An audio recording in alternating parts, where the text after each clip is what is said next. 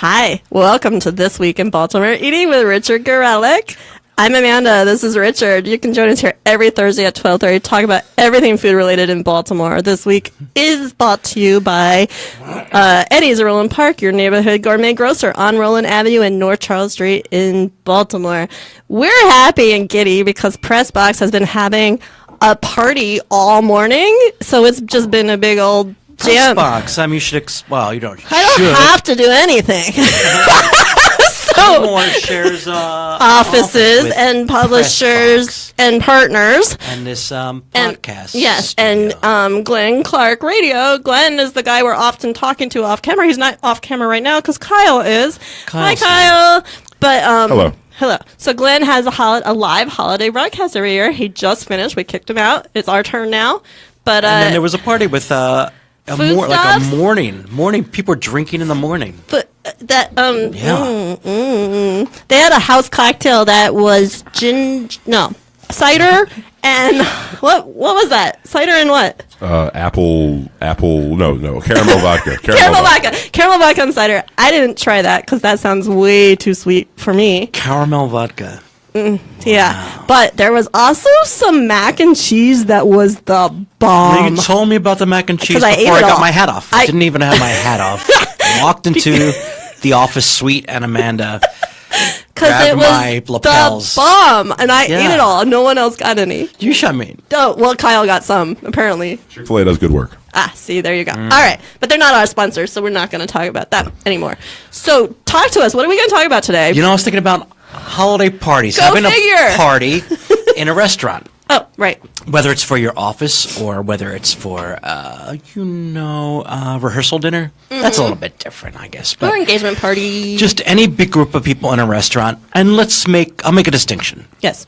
Between a group of friends going out to eat in a large group, which frankly is never a great idea. Versus acquaintances. Versus when there's a host of the party, whether it's your employer or some other reason why people are being treated to a dinner. Being treated is fine. If you know that going in, right?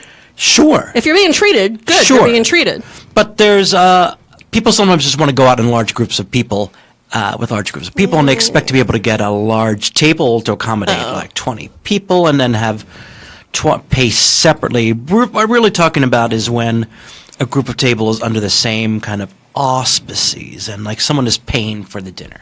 And that's not really fair to the restaurant? Is that where you're coming from? No, it's more like how do you plan for something like that? So we're really talking about an office party is really what we're talking about. Mm-hmm. And a big group of people going out to dinner where someone's paying for the bill. And I asked some people in the restaurant industry, what is the magic line between being able to order a la carte, like people at a table, I'll have the minestrone. Or a set menu. And you know what? What do you think the number is? Just off the top. The percentage of a a la carte versus set? No. How many guests? How many guests? So how many guests makes it a planned chef's menu? 25. We're like 15 or 16. Oh, that's lower than I would have thought. And it's so above that. If you have more than 16 people, you should expect the restaurant to either insist or strongly advise that you have a set menu for your guests. Okay. And where do you stand on private dining room, which is abbreviated in the industry, PDR. People just call it PDR. A lot of people respond to that. My Facebook post were like, well, I really don't like a PDR. I don't like being seated next to a big group of people in the main dining room. I want them to be in the PDR. It should feel like a private party. I'm a fan of a PDR. In my past office work party experiences, we've often had the PDR. So not with where we used to work because we never had parties. We had potlucks in the newsroom. Oh, we did, yeah. But in my other job in retail, we have good posh dinners. And one time we had our own room at Callie's Court. We always when we go to Prime Rib, we ask for the back room there, so we're not. I mean, I guess it can seem antisocial. I guess it's nice to mingle and look like your center of attention. Some people do like to be the center of attention, but we usually have speeches or things. There you go. So you need to be not not annoying everyone else in the room. So you want to be in the PDR. You know what? I'm going to kind of restart this conversation underneath our Facebook post. Because Tell us what you think. a lot of good information came out on my own Facebook page, but not everyone's going to see that. No. So we got a lot of good recommendations for places in Baltimore that do have charming, nice, accommodating private dining rooms. I know a lot of people go to Woodbury Kitchen. There's the little room in the side. We got so many options, some that you might not know about. Virtually every restaurant in Fells Point has a second floor. Oh, see who Yep. did know that? I was at a private wedding at Chigale once, and they had the whole private room, and that was really nice. Got a really nice long response from the people at City Cafe, who talked about the different things they can do for large parties, ranging from they try to I think tell people that they're maybe better off with a set menu, but they're very accommodating. So if you really insist on an a la carte thing, they can do that for you too.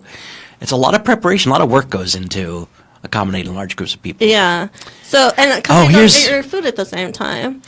When I've gone out with that other group, there's only like maybe 15 to 20 of us, and we're allowed to just order off the menu. Ah, really? We just get whatever we want. Wow. From the regular menu.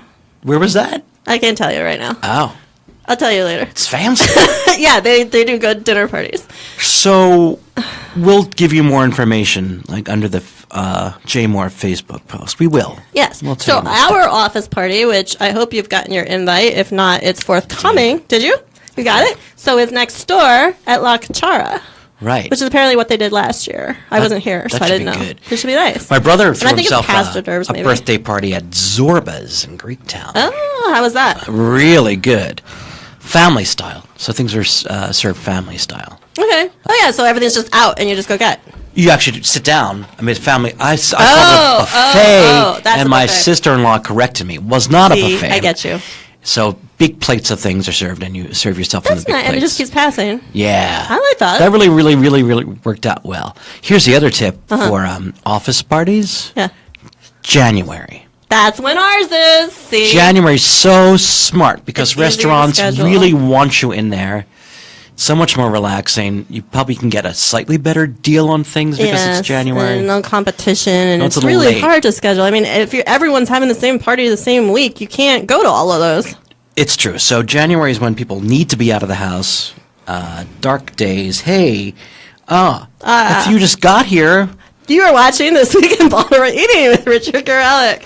It's brought to you by Eddie's Rural Park. Celebrate the holiday season with Eddie's roasted meats, delectable sides, and decadent desserts. Their floral and greenery make great last-minute gifts. Be sure to comment, like, share, and follow at hashtag JMoreEating. I like they're florals floral and and greeneries. greenery. I like both of those things. I like last-minute gifts. Oh, you know what? What? I might take to. I told everyone last week I went to the same Christmas dinner every week. I know. But I forgot to tell people that until quite recently I used to go to the same daytime Christmas home. My friend Randy Green, who I've mentioned Yes. before, and we would go out to her house in the D.C. suburbs. Every year, sometimes we'd have a whitefish contest. We'd each bring some whitefish. Hey, you love your whitefish. Love a good whitefish salad. No, but I know you're a fan. She commented and wanted I to know know. why you forgot to mention her. And so now I'm mentioning it again. Okay, there you and go. Now I There don't you go, remember Randy. who won the whitefish, but I think it was Edmart. How do you win a whitefish contest Oh, exactly? listen, big chunks. Yeah, okay. Yeah. Do you want to discuss some tasty holiday cocktails? Eggnog seems to be having a revival, or maybe it's just because food writers can't think of anything else to write about. Because I've seen a lot of stories about eggnog. There have been several. Patty Jinich posted something. She's that Mexican Jewish chef on PBS. She posted something about her special Oh, there's eggnog a recipe. Puerto Rican eggnog, which has coconut milk in it. So it's like That a sounded horchata really or something good. Yeah, like yeah, that. yeah. Yeah. Horchata. And Penn and Quill is really really promoting their eggnog. Good eggnog. I like eggnog. You're an eggnog person? I am, except judging eggnog contest. Tell us. I did that years ago. I'd say 7 years ago in Fells Point. I was one of the judges for the eggnog contest. We walked around to different retail stores and restaurants and bars and had eggnog. Amanda, I have to tell you, I'm pretty for being so. That was me. I'm sorry. It's For okay. being, You can ding as for much not as you taking want. really good care of myself. I seldom get sick. I really seldom get sick. I was so sick that too much day. of a I was nog. so sick. That's not a good feeling. Very sick, and I put a recurring note in my calendar. Never It'll do pop that up. again. Yeah, if someone asks you to be an eggnog judge, don't do it. Don't do it. But I do love eggnog. You do like it. So you went back. You still drink. Like it didn't ruin you for life. Nope. Okay, No. that's a good sign. Yeah. So now, what are the different alcohol? Like, do some people do? I like it with brandy, Okay, you like brandy. but people do rum and Rum, whiskey. rum I like eggnog. brandy. Okay, I would probably like a rum one. Yeah. I think I don't really drink a lot of eggnog. I like an eggy eggnog too. No, mm-mm.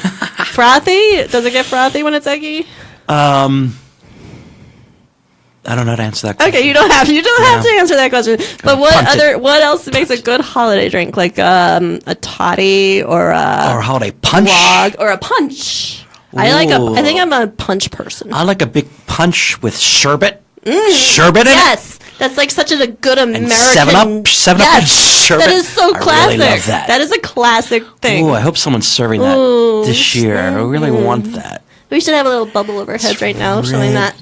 Kyle, can you make that happen? We want a bubble over our heads that shows some Sherbet. punch. Okay, so did you? Oh, But you know what I might show up with? tell me.